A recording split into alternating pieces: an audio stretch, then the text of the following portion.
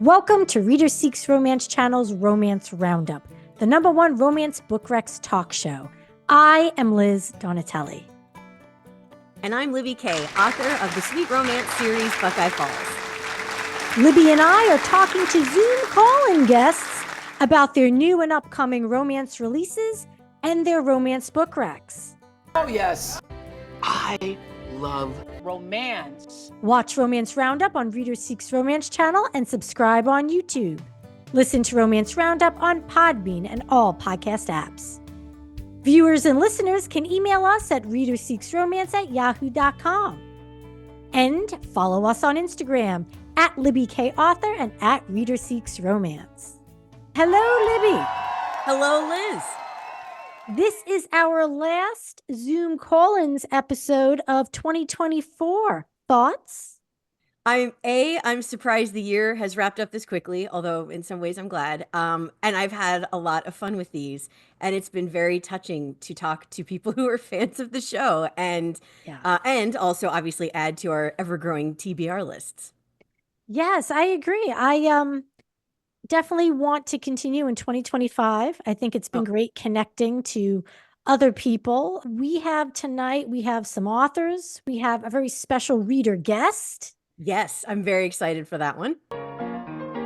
Soft romance. Have you heard of that descriptor? No. Okay. Soft romance. So an email recently came across my desk mentioning a soft love story. So I looked it up because I was like, what does that exactly mean? So I looked up a soft love story as being a sweet romance. And then I did a little bit of a deeper dive, and soft romance is mentioned on Romancelandia's Reddit forum. Oh, okay. And someone wrote in the group, stop calling it clean romance, because then it makes it sound as if sex is dirty and it's clean if it doesn't have sex. Stop calling it clean and call it soft, because nobody is getting hard. I have two opinions on this. Okay. I agree that clean sounds like, and it's, if you say dirty, it's like, ooh, it's a dirty book.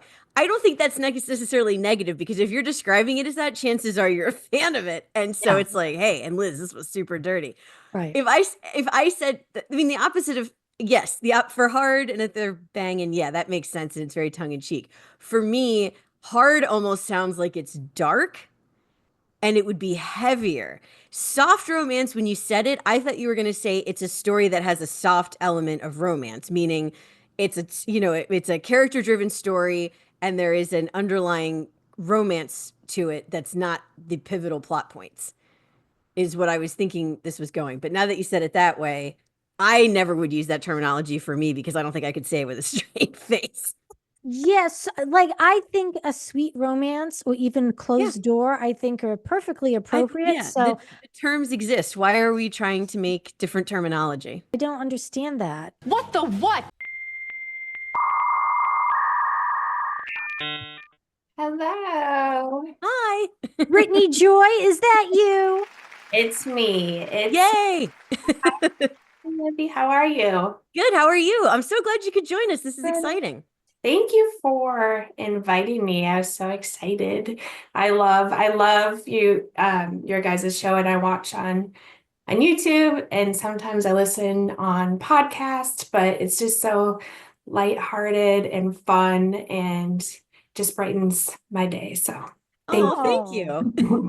That is mission accomplished, Liz. Yeah, that's really sweet, because, we don't get a whole lot of direct feedback from people. So, you could see how many people are watching or listening, but we don't often get to talk to people, to fans. So no, I love it. I've been really watching you guys since I think you started posting on YouTube. Oh wow, 2023. Ran across you on Instagram, and I love YouTube and podcasts on writing and books. So awesome. Awesome. Oh, I love it. Well, thank you for calling in, Brittney Joy. I understand that you have a rom-com, Sincerely Not Yours, releasing November 12th. Is that correct? I do. I'm very excited. It's only a few days away now. But yeah, it's a grumpy sunshine Christmas rom-com, and it's just a very lighthearted, chock full of Christmas goodness. I love Christmas. So there is tons of Christmasness in my book. I love that Christmasness. I know that this is a book show, but I'm curious, is there like a classic Christmas movie that you watch every year or that's like a comfort watch for you? I don't necessarily tend to like watch over and over like the classic Christmas movies, but I love The Holiday with Cameron Diaz and Yes, Kate Winslet, Kate Winslet and Blackjack, Jude Law. and And Jude Jack Law. Black. Yeah, That yeah. is like prime Jude Law. He was so cute. I do almost watch that one almost every year. So I Yeah. love It's so good. I mean, it doesn't get old. It's perfect. Yeah. That one it. comes up a lot when I ask authors that. And I love this trading spaces trope where they swapped, or swap lives. Mhm. Yeah. I tend to pick up books too. If I see that, I will pick. That's like one of my immediate trope buys. I love enemies to lovers is my absolute favorite trope.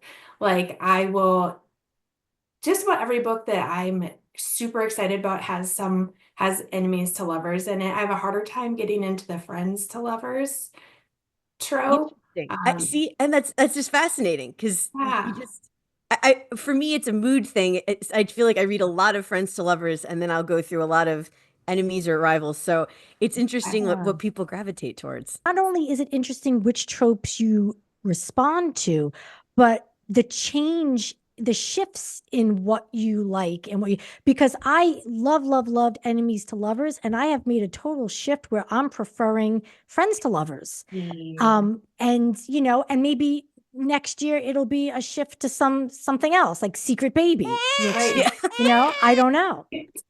But it's interesting to see like what's the reasoning behind some of the shifts too. Right. And I think that's so interesting. And I think too, as writers and readers, we are so interested in psychology, really. Yeah. I mean, because you get into people's heads or characters' heads. Yeah. So I think what we're attracted to trope rise is very interested in what that maybe says about us. But Yeah. No, I definitely agree. Now, Brittany, do you find as a writer versus a reader, like, is there a trope that you feel you love to read, but you would have trouble writing? Like, does that, you know what I mean? Like, I have never even thought about doing an enemies to lovers because I don't know if I could get the enemy part right. So as a writer, that's I not think you something I could. really. I think you could. Oh, thank you, Liz. I've talked to you off camera, and I think you can get there. Yeah. A future project. But yeah, is there something like that where you think or you struggle to if you've tried to maybe outline or plot point or something? So just about all my books have enemies to lovers as a trope in them, but my books are very sweet. So it's more about like I like the contrast and the angsty snarkiness in the beginning of the book that as they're getting to know each other. It's funny you mentioned Secret Baby. That is one I think I would probably have trouble writing myself. I don't mind reading it, but to write a plot in which you can justify keeping the baby a secret, I don't Yeah. know. I think it gets a Yeah. little dicey. But Yeah. Agreed. Brittany, could you tell us a little bit about Sincerely Not Yours? Because obviously it's an enemies to lovers because that's your sweet spot. the tagline in my book is she's full of holiday cheer. He's the Grinch stealing her joy. 'Tis the season for falling in love. Oh, I love that. Gigi is the sunshine. Harris is the grump. And I actually work full time and I'm in corporate sales. And so the idea for this book came from something that happened that was not very wonderful, actually in corporate sales. Oh Where, no.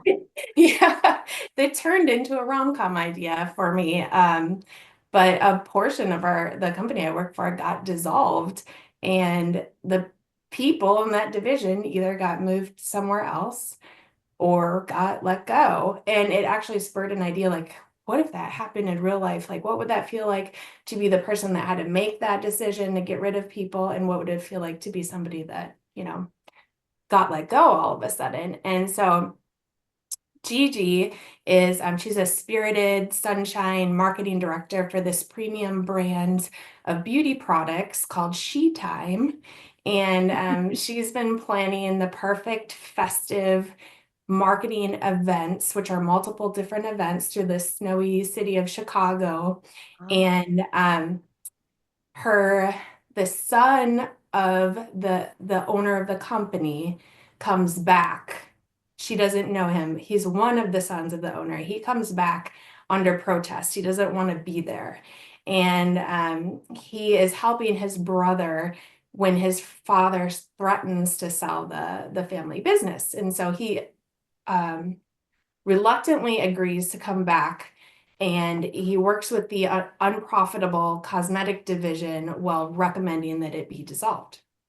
And so as her new boss, he has to accompany her into all these different events throughout Chicago that they've signed up for as a company. So they go and do Christmas karaoke or marioke, and she drags him on stage, and they build gingerbread houses. They get snowed in together at one point, and there's a carriage ride through Chicago at one point. So it's lots of like fun Christmas events too. So. Oh, and I love Chicago any time of year, but I love the idea of it being Christmas time in Chicago because I think there's something magical. I love small town Christmas stuff, but I think the big city Christmas stuff is just as magical. Yeah, I agree. I agree. And being snowed in, one of my favorite tropes. Yeah, I like that one too. There's nothing like having the rest of the world just dissolve and it's just you and that other person. And it's usually so quiet when it snows like that. So it just has that like added cozy factor. Yeah. It's a good time to make sweet, sweet love. And I have to say, I love your character names. They sound familiar but different, and I just really like them. Thank you. I do love a nickname. So Gigi is Gianna, and everybody calls her Gigi. And Harris, his full name is Harrison, and everybody calls him Harris. Yeah. Oh, I love it.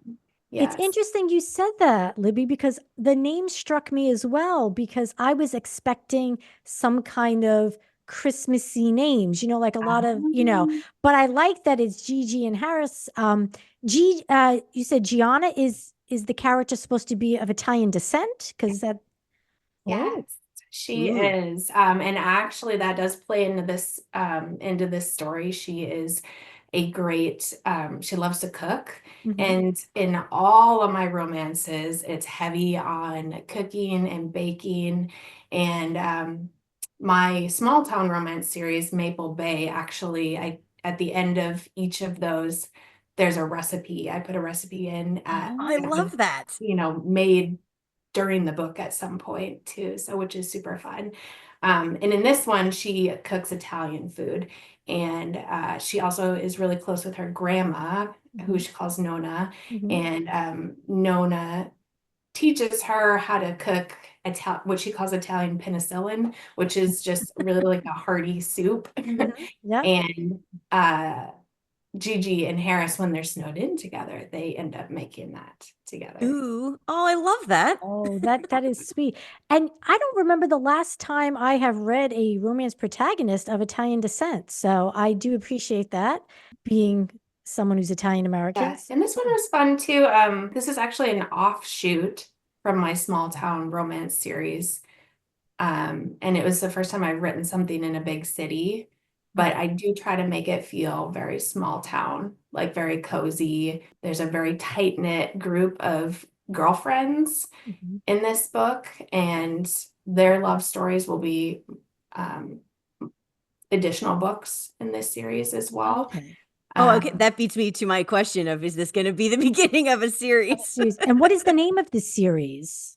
Knitted in Love. That's it. Yeah.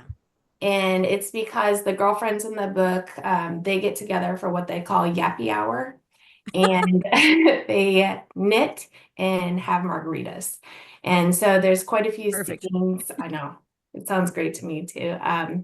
And so there's quite a few scenes where they're having yappy hour and they dish about what's going on. And then there's also quite a few text, like part of the story is in Oh, text okay. form between the girlfriends, which is really fun. That's And nice. I like that. uh, I do and the too. title, Sincerely Not Yours, comes from because there are parts of the story that are in email form between Harris and Gigi because Okay. they work together and they start to have this inside joke because when she's frustrated at work, sometimes she'll sign an email in a snarky way and then she'll delete it before she sends it just to like get something off of her chest, but she accidentally sends it without deleting it to Harry. Mhm. And it becomes their inside joke. So all of their emails in the book are signed with these funny little snarky signatures. Oh, I like that. I love that. And I just got Yappy Hour. Yeah. I was like, oh, that's cute. And I was singing in my head. I was like, oh, Yappy, happy hour. Yeah, Yappy Yeah. Hour. Okay. Happy hour, margarita, and chat it out with your girlfriend. And that comes out November 12th. Yep. This one will be ebook, paperback, and Kindle Unlimited. Ooh, excellent. Yeah. Oh, I'm gonna download it. Yeah. Me too. I'm so and this is the perfect time of year for it. I I don't know. know if I'm it's or if excited. you're seeing decorations where you live, Brittany, but I live in Columbus, and they just started putting up the window displays downtown, and I'm so I literally squealed when I walked to work this morning. I was like, yes. Oh, I love Christmas decorations. I really haven't seen them yet, and I usually wait until the weekend of after Thanksgiving to decorate Hmm. my house, but my house gets just like Christmas everywhere. I love the window displays, and especially in Chicago, Hmm. actually, there is a part of this story where she's super creative and she gets the chance to do one of the Macy's window displays for the company. So that's part of Oh, cool. like one of the chapters too. And because I think that's just so fun and so magical, you Hmm. know, when the store is all done up for Christmas time. So Hmm. It's so yeah. cozy and festive. And we just talked about window dressing in our holiday romance episode. Yes. I started that one, but I haven't finished it yet. Oh, okay. Okay. So are you watching it? Because there's a fun animated graphic in it. I'm watching it. I'm Okay. watching. I Okay, usually good. I put my phone up. I watch your episodes mostly when I'm cooking, Okay. like and I'm in the kitchen cooking, doing dishes and stuff. So I put my phone up and watch you guys keep me company while I'm Oh, cooking. So that Oh, warms my heart. me too. I love to hear that. Brittany, it has been a joy chatting with you. thank you. Oh, Brittney Joy too. Brittany Joy. Yeah. I didn't even realize when I said that. Brittany Joy, you are a joy and a Oh, delight. Thank you for joining thank us, and thank you for you. being such a loyal fan. Oh, Yes. absolutely. Thanks for having me on your show. It's been so fun, and I look forward to watching many more episodes. Oh, thank you, Oh, thank Brittany. you. And congratulations on the new release. That's so exciting. Thank you. You guys have a good night. You Thanks, you too. too. So I believe we have Juliette Cross in the room. Hi. Hi, how are you? Good. How are you? Good. Now, Juliette, you might recall that last year you were on a paranormal romance Halloween special panel I on Reader was. Seeks Romance with Celestine Martin, Anna Gire, and Rosanna Leo. So it's good to see you again. Thank you. Good to see you again, Yes. too. And I believe you might have vaguely teased Firebird at the time because you said you were working on a romantasy. Is I that was. this? Yes. If it was last Halloween, I'd actually probably just started writing it. Okay. So, yeah. So it was at the beginning stages, but yes. And I'm so excited about this one. I cannot wait for this one to come out. So Firebird is it's set in ancient Rome, but where the pureblood Romans are dragon shifters. And so that power was given to them by the gods, and that is how they've been able to pillage and conquer across the world. So, but what I love about ancient Rome and Greek and Roman mythology is how the gods always play with the humans. And, they're people. And so I was like, well, if they've been given this power and they're abusing it, certainly there would be a goddess who would give some of the human women their own powers to thwart this power, correct? Right. So that's kind of where the idea came from. And Melina is my heroine. She is a Dacian dancer. It actually begins with a prologue set in like around the Carpathian Mountains, which is modern day Romania, that area. At the time it was called Dacia. And they have a chance encounter with the hero. He is a Roman centurion at the time. And they have this moment, and he gives her a small gift and then disappears for years. And then we jump forward in time, and well, let's just say Melina has had a very difficult time. Her family was invaded by some of these Romans, not him, but some others, and they've been split apart. And now she's actually in a Celtic clan and helping them with her mystical gifts. So she has a kind of empathic gift, but she can use it to make other people feel things. And so that's how she uses it. Like, she can make other people feel fear and anger and loss and things that might cripple them in times of war and stuff like that. So it's kind of complex, but I love it. I love it because, I mean, it's so funny. Do y'all remember not that long ago when everybody was like, well, my ancient Rome is this, and I'm like, well, my ancient Rome is ancient Rome and fantasy romance. So I just put them together, and this is what I came up with. So I'm really excited. I actually had this spark of an idea like 10 years ago, and I just set it aside. And it's kind of like, it was one of those projects that, like, I'm going to get to it. Like, eventually, the time's going to be right. And I'm just so excited to be teaming up with Bramble, because they're doing everything just as I dreamed, the cover. The cover, that was one of my questions.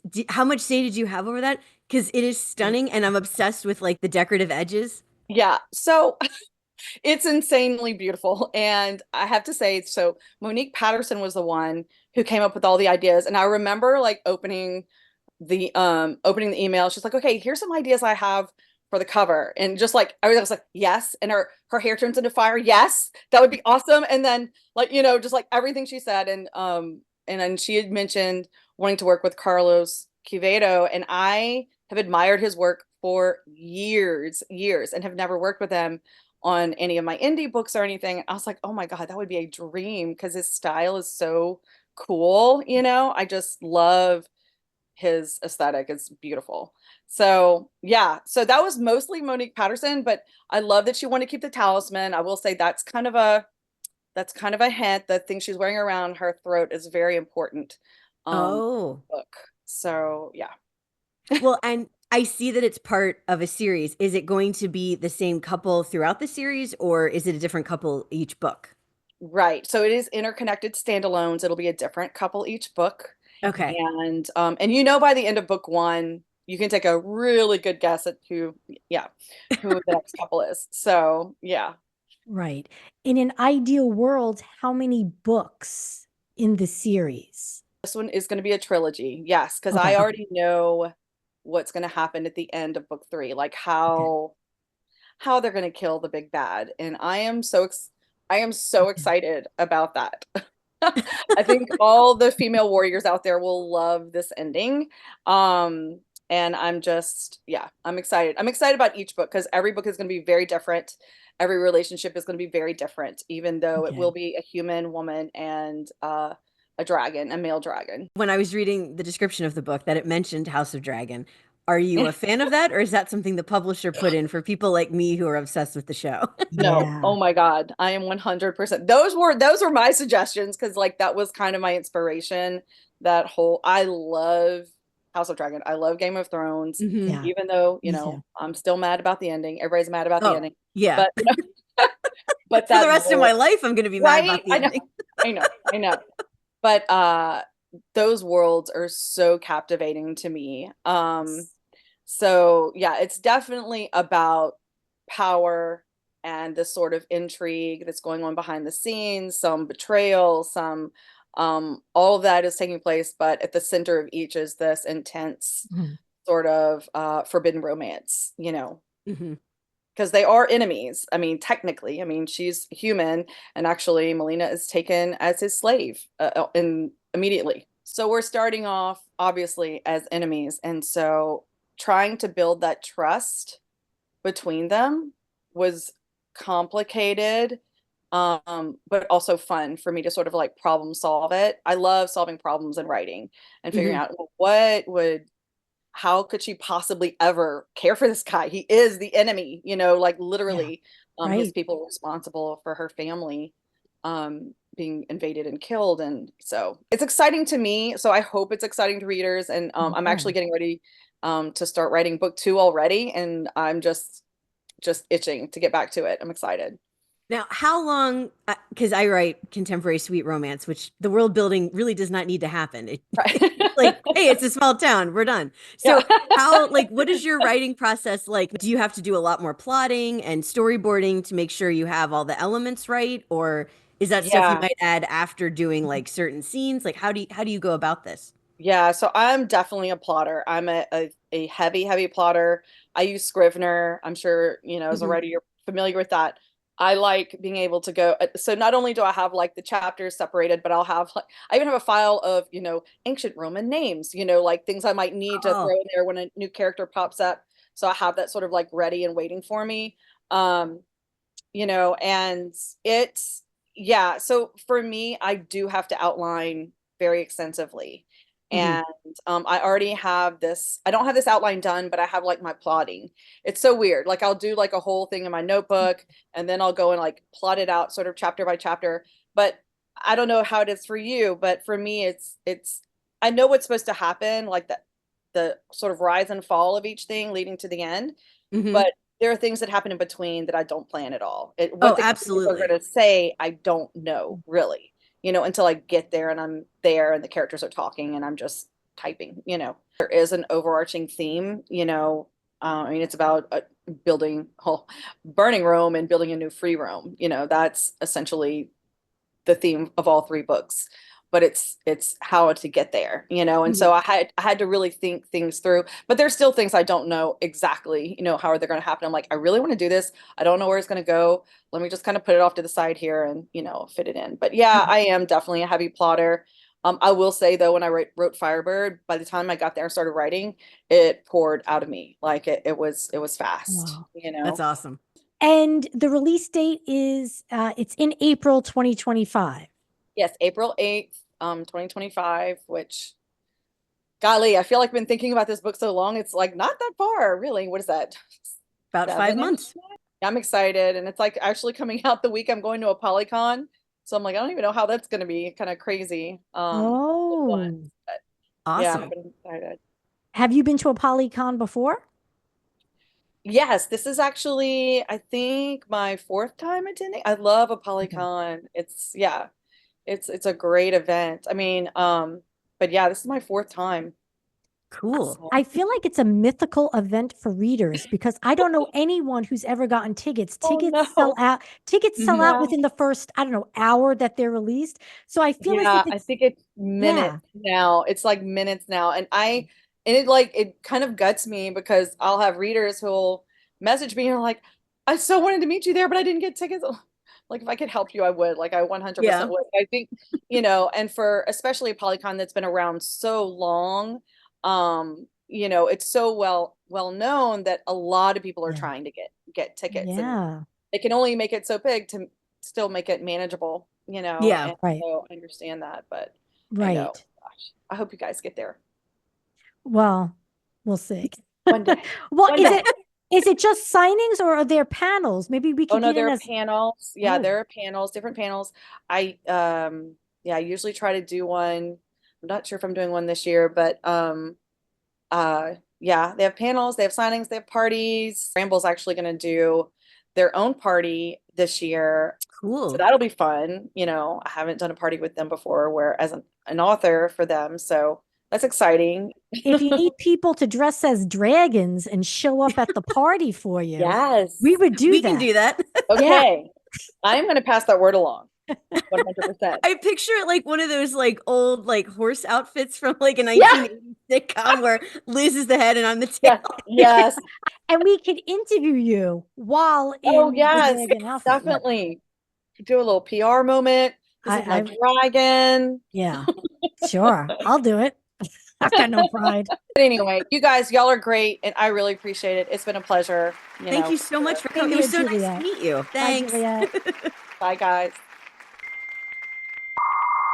So we have special reader guest Carri Horner coming into the Zoom room. Yay! Hello. Hey, it's so good hello, to see you. Hi. I have to be perfectly honest, if this was a work meeting, I would have waited till I was 3 minutes late and then I would like signed in. But for you guys, I'm like, I'm gonna go in early. Thank you, Carri. Now I understand you have a special relationship to Libby K.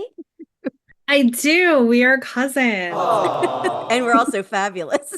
We are totally. We went to Because- school together. We did. And it's funny because we didn't really know each other then. No, not at all. So you guys went to college together? Yep. We were in the same building. We were in the same dorm for a Yep. while. And I don't think our paths really crossed until like I started dating your cousin. Yeah. And I just remember he came in and I don't know where I was, but he had left a note. He was, I guess, after he saw you and he said, "Sorry, I missed you." And then he signed his name and he put in parentheses, "your cousin." And I don't know why, it just made me laugh. Like I have that many Ian Horners visiting me. And we went to school with one of our other cousins' wives too. And we didn't know that at the time. Nope. And it wasn't even a big school. That, I mean, maybe that school is like the next dating app. Like maybe that's where romance That's true. happens. Yeah. You know, I mean, I met that my is for husband there. Why sure. not? which school was it again that you went to? Millersville. Wait, that's Which the name is- of the name of the school is Millersville? Millersville University of Pennsylvania. I should say that with more enthusiasm. Millersville University of Pennsylvania. Pennsylvania. So you might be the most famous graduate from the school. I don't think that's true, but I mean, it is a very high probability. yeah.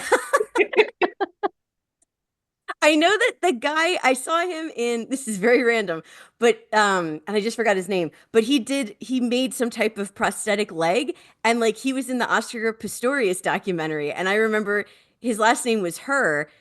They kept talking about like, you know, he left us a lot of money because he made prosthetic legs and I'm like, this is random. And then he was on this documentary and I'm like, okay. Then he's more famous than you. Yeah, for Yeah, sure. I'm not in a documentary yet. Oh, Carrie's okay. a fellow New Yorker, Liz. We kind of have the New York, Pennsylvania thing going on here. From where? I'm on Long Island, Suffolk County. Oh, Long Island. Long Island. Funny that I like found Millersville because this little school in the middle of like cornfields and the Amish. And I was just like, oh my God, this is where I have to go. Because I was a romantic back then too. I was like, oh, a small I town. know. So now I understand that you are a huge romance reader. I am. What's the first book you would like to recommend, Carri? I'm going to go with Jen DeLuca's Haunted Ever After, I believe it's called. Yes. So I'm big on city people moving to small towns, as you may know about me. Yes. And so the main character, Cassie, moves to this small town in Florida. The premise of the story is the entire town is haunted. Everybody who lives there believes in ghosts and has had ghosts affect them in some sort of way. Everything's sort of paranormal. But she doesn't know this when she moves there. She moves there and she's working from home. And the problem is every single time she plugs in her laptop, the power is zapped and the electricity goes out and no one knows why. So she ends up having to go to the local coffee shop every single day. And there's a grumpy barista coffee shop owner there who's really hot. And I believe that's Nick. I think Libby, we Yes. went, okay. Yep. And so basically the story is about Nick and it's about Cassie and they're forming a relationship. It's done really well because there's ghosts in the story, but like you guys have talked in your show about if a ghost falls in love with a person, how do you handle that? And like kind of, you know. Exactly. Yeah. Because do they come back to life? Like, and how is that possible? Yeah. Exactly. So there is a bit of a love story in the afterlife that's like a mystery as well. Oh. So basically, Cassie finds out the reason that her laptop keeps going out is because her house is haunted. And little by little, the ghost slowly reveals itself to her. And so she starts communicating with the ghost, and she finds out this whole backstory about this ghost and this own ghost love story that has sort of gone wrong. And it's really done well. The two characters have really great chemistry. It's like a bit of a grumpy sunshine kind of thing that comes through. Jen DeLuca, who's written all the Well Met stories too. Like I Yes. just love the Yeah. Renaissance fair stuff. I think she does a really good job with this one. Trying to think of like some of the main points of it, but it's funny. And my favorite part about it is, I don't know if you guys have ever seen these memes like on the internet, like where the ghosts, especially with Halloween just passing, where the ghosts are like, you're telling a ghost story and maybe the ghost is like, hey, that's not how it happened at all.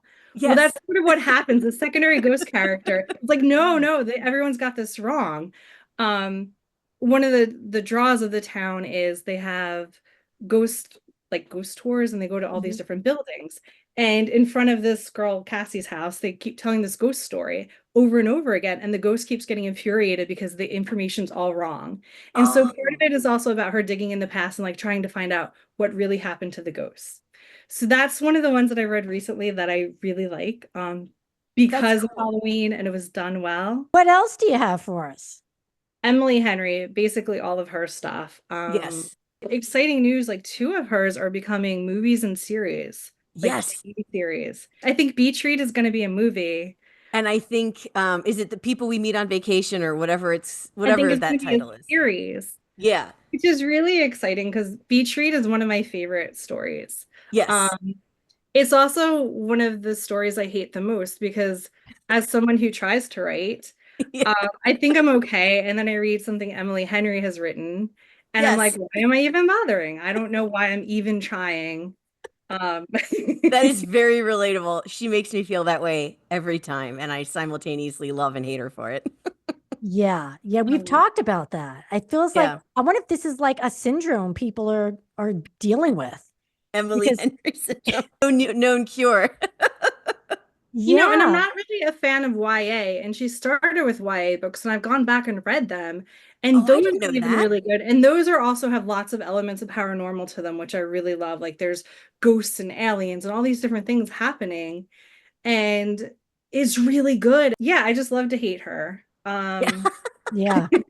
We could probably do a whole show just on that because I know we're not alone here. And she's so cool in real life too. Like you follow her Instagram and she puts these like, there's supposed to be hideous pictures of her like making silly faces, and I'm like, oh my God, you look so nice. I know, it's upsetting. So all around, she's great to hate. Okay, well, it has been fabulous to meet you. I've heard a lot about you prior to, having you on, and this was a delightful chat, and I hope to have you on again in 2025. Thank you, Carri. Thank you so much for having me again. Thank you. A pleasure. We have Logan Sage Adams entering the Zoom room. Hey. Logan, it is a pleasure. Libby found your book, Historical Romance, Our Own Light, a coal miner male romance on TikTok, and said, oh my God, Liz, a coal miner romance, because we have been looking for one since we named Little Jimmy the Coal Miner the show's official mascot. And for that origin story, people are just going to have to watch one of the former episodes because we're not going to go through that again. But we do talk about him a lot, so you won't have trouble finding the reference. Yes. Yeah. Little Jimmy, he's all over the place, and he'll be popping up in this episode once I do the editing. And it is such a stunning debut. My first question, Logan, how many manuscripts did you write before publishing Our Own Light? Because I still can't believe this is your debut novel, because it reads so beautifully and so skillfully. It's so nice. So how many do you have? Like 50 unpublished manuscripts in your basement? Like, tell me about your journey to writing the debut. My journey really just started probably a year and a half, almost 2 years ago now. I was writing fan fiction. That's what I started with. Okay. Awesome. I'm not the type of person to write really short things. So my fan fictions were all novel length, and I wrote about 800,000 words of fan fiction. Oh, or so. wow. So, like, like 8 books. Oh my Words. goodness.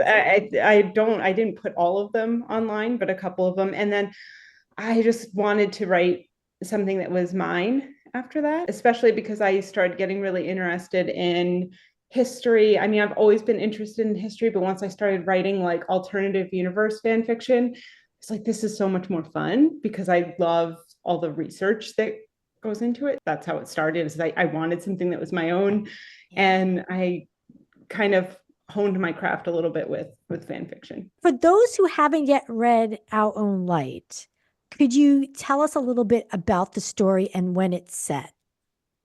So it is set in 1921 in rural West Virginia. I made the town up, but it's an unincorporated mining town. There were a lot of them at the time in places like West Virginia and Kentucky, and even, out west as well. It is the story of Floyd, who is grieving a lost love.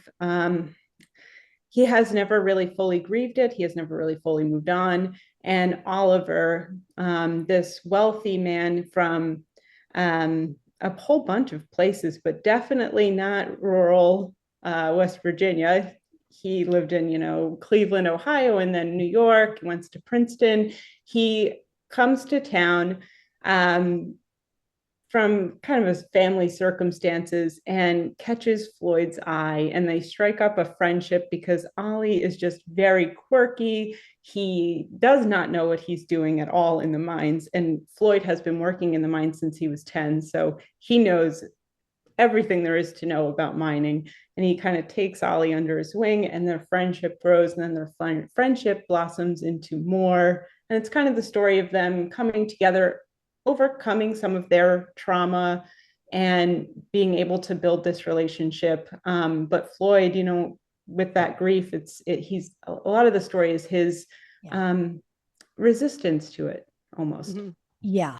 It was so tender. And that's a word that Libby often uses. And there was such tender moments. And like, even if you didn't do research, I still would believe whatever you wrote. Like, because I said to myself, I don't know how much of this is factual based in actual history. I said, but I believe it.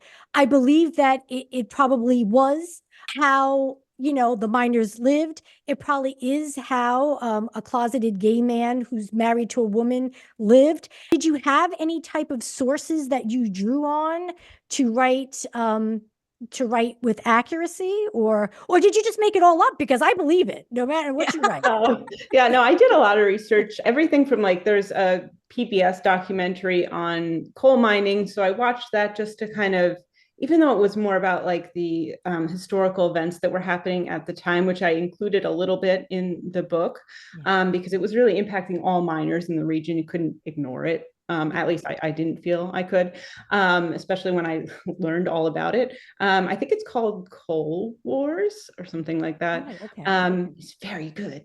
And then I actually so I didn't know if I would be asked. So I brought some books. Cool. This is one of them that I used. This one was fantastic. Growing Up in Coal Country by Susan Campbell Bartoletti. And she went into so much detail on day-to-day lives. I also looked at there was a journal online that I found from a coal miner at the time. So I kind of read through some of his, he would talk about the mundane things that they would do every day. And then whenever I had to talk about the nitty-gritty specifics of coal mining, I would try to look up the techniques that were available at the time, just online, and try to look at a couple different sources. It's a lot of Googling, basically. I like that you're writing about time periods that are not overly popular, in romance, because and I'm not complaining because I read this too, but it's not just Regency or World War II. And I know your book coming up, Out of the Storm, is in the 80s, correct? And yes. I hate to call that historical because that dates everyone here, but really. Not. I wrote it and I'm like, this isn't really my brand, but I want to write the 80s and it's so close. So I just it's Oh no, right? temporary, The but 80s. you know 80s are what? great. It's okay. Now, It is works. the 80s for you historical fiction? Because for us, obviously, we lived the 80s. Is that historical fiction for you? I don't know what your age group is. Like, do you look at it as this romanticized, ooh, the 1980s? It's almost on the cusp. So I'm 36 and Okay. so it's like, and it's tough as I have siblings who are older. So it's like, it's weird to view it as like historical when it's like, I Yeah. don't know, my sister had like the big hair and like, Yeah. and so, Oh, yeah. I don't know, but I just really wanted to write it for some reason. I think because it was so different from the coal mining region and 1920s that I just jumped into that. I just hop in my DeLorean and go. I'm sure you're gonna bring this up later, but I'm just too excited. I'm gonna ask if for the next books you're working on, are they also gonna be not present day? Are they gonna be also in the 20s or 80s? So my next one is 1902 Philadelphia. It's between a mortician and a con man, and it's that's an interesting one. I don't know why I wanted to write that. No, well, it's different and it's interesting, and I think Yes. that's why we're so darn excited. Is it's different and Yes, yes. As a matter of fact, I have a note here that says, Logan, you are the historical romance author we need for that very reason that you're exploring Mhm. eras in US history and jobs and professions that are not frequently explored. And we need them to be for, just our own edification as well as entertainment. How much more Regency Victorian can we read that's going to be fresh unless you start making it alternate history, which author Mary Farmer does with her Unlucky in Love series. So tell us about Out of the Storm and a little bit about the research. So Out of the Storm, for some reason, I wanted to write about a storm chaser. And I was wondering when storm chasing became a thing. So I didn't even know when. And that's when I started looking it up. I saw that it was really the early 80s when it sort of started, and it was mostly related to one of the universities out in the Tornado Alley area, just people trying to set up equipment ahead of storms so that they could actually learn more about them and learn more about the tornadoes. And then a couple years later, there was a documentary in 1985, which is when I ended up setting the book, that I watched. It was pretty short, just on YouTube, about storm chasing, and it was like those early storm chasers, just people who were fascinated by it, and found out that people were doing this, and then they would drive out there. Some people would fly out from like Florida, and it's very interesting because there's only, compared to now, only a couple people relatively doing that. Okay. And so I thought, all right, that would be really neat. And then Gary, so it's a love story between Jeff and Gary, and Jeff is a custodian and storm chasing is his hobby. So he can really only go once or twice a year because he doesn't have a lot of time off work. He has to, make a living. And I paired him with Gary, who has his own radio station. And that started because I was wondering how storm chasers would communicate with each other in cars back then, because there wasn't, they didn't all have cell phones. Cell phones would be super, super rare. And then they would probably be like those big car phones, if anything. I don't even know how many people would have had them. When I was researching that, I came across this man named Peter Hunn, who had his own radio station out of his house in like rural New York, rural or suburban, kind of like with his wife, and they ran it themselves, and it was tiny, and I thought that was so cool. So I bought his book from like the 80s. I like read his book on how to run your own radio station back in like awesome. the 80s, and that's how their characters were born. It was just a weird thing. I just thought, okay, so I really, for some reason, have to have this other man be like this radio guy, and he just ended up being this giant nerdy radio man. And that's so cool though, how you got there and the research. Do you have like a history or research background? Is that something you studied, or you're just a history fan? Oh, I'm just a history fan. In school, I always really liked history, but I always thought it needed more romance. Like I would be sitting there in class, we'd be learning about something like the World's Fair from 1893, which is one of my future works I'm going to do. And I'd be sitting there like, oh, this is so neat, but like, where's the love story? Yeah. So that's what I'm writing. I'm like researching, which is fun for me, but that I get to put it in my nice little love stories. That's awesome. So now the World's Fair, who are the two people that come together? I don't know yet. So that's going to be my next one. I'm almost done with one that's going to be my fourth one that's set in 1935. It'll be the Dust Bowl. So it's like, oh my gosh. And I hate to say that I love the Dust Bowl, but I have been saying for years that there are not enough books, period, fiction set during the Dust Bowl. And it makes me think of like, I don't know, this is really silly to say, but when you mentioned the PBS documentary, I love the Ken Burns documentary on the Dust Bowl. Like, and I hate to say I could watch it any day because that sounds really weird, but I could watch that any day. So, and I think I've only read like one pseudo romance that took place during that time. And ever since then, I'm like, we need more of this. So I'm very excited. Oh, that's so great. I mean, I like exploring these because I don't know, it's just fun to learn about. And I haven't seen very many books set with these niche areas of history either. So yeah, I don't know. So I wish I knew who the protagonists were for my World's Fair. I have their like faces in my head and their vague personalities, but I don't know their names. I don't know anything else about them yet. Right. Now, the 1902 Philadelphia between the mortician and the con man. Can you tell us a little bit about that one? It's a story of a man who lost his twin sister when he was a child. And because of the way that his family reacted to the loss, he ended up being really drawn to the afterlife. And it's kind of like the way that he ended up dealing with that. And that's kind of how he ends up falling into this profession of being a mortician. He was initially the town's undertaker. And at the time, there was this shift at the end of the 1800s, early 1900s, for it to be a real profession.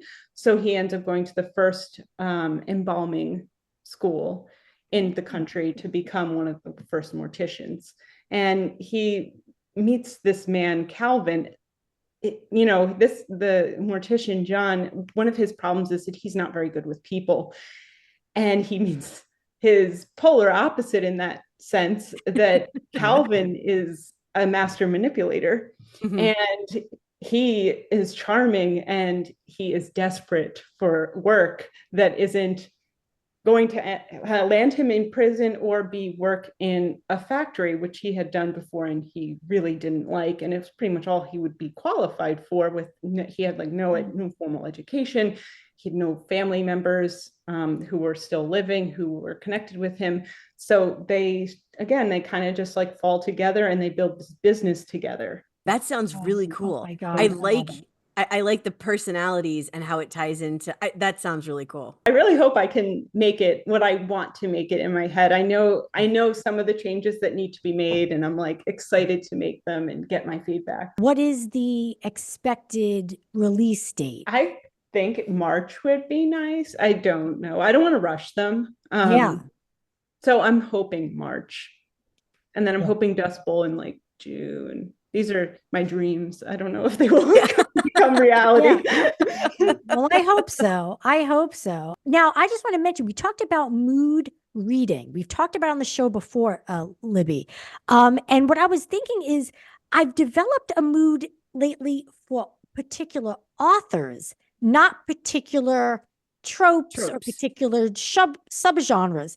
I've become a mood author reader, that like there are certain authors that I could just, it's like, no, I just want to read whatever they've written, and I feel like, Logan, you are like a mood author for me. Like now I just want to read your books no matter where they're set, so I think that's an interesting thing, is that the mood could be just for a particular author, not a particular genre like we've discussed, or tropes. And we've done that with AJ Truman when we went through his whole single dads club. We just became obviously different vibes, but yeah, Yeah. welcome, Logan. You are our new obsession. Yeah, That's exciting. I like AJ Truman a lot, so that is awesome. Yeah. I feel like sometimes I feel like we discovered AJ, and when people mention AJ, I'm like, how do you know about AJ? We discovered him. But yeah, like which I'm sure he would not agree with. He would not agree with that. Well, Logan, it has been a pleasure chatting with you. Thank you for making time to join us on Romance Roundup. We're going to have you back in 2025. Mm-hmm. Oh, I would love that. I had so much fun chatting with both of you. Take care. Goodbye. Bye. And that's our roundup. Thank you, Zoom call-in guests, Brittney Joy, Juliette Cross, Carri Horner, and Logan Sage Adams. Watch Romance Roundup on Reader Seeks Romance channel and subscribe on YouTube. Listen to Romance Roundup on PodBean and all podcast apps. Thanks for joining us, romance readers. Happy reading, everyone.